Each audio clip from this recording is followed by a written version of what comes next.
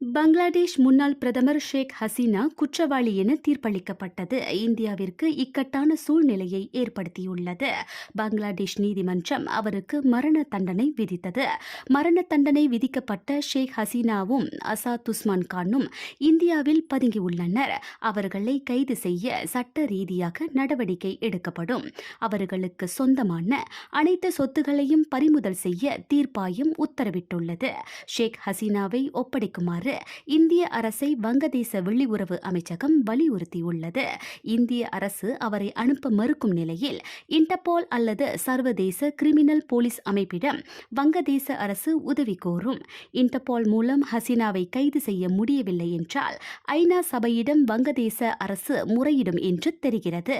இதற்கு முன்பு பங்களாதேஷ் விடுத்த கோரிக்கைகளுக்கு இந்தியா அதிகாரப்பூர்வமாக பதிலளிக்கவில்லை. பங்களாதேஷுக்கும் இந்தியாவுக்கும் இடையே குற்றவாளிகளை திரும்ப ஒப்படைக்கும் உடன்பாடு உள்ளது.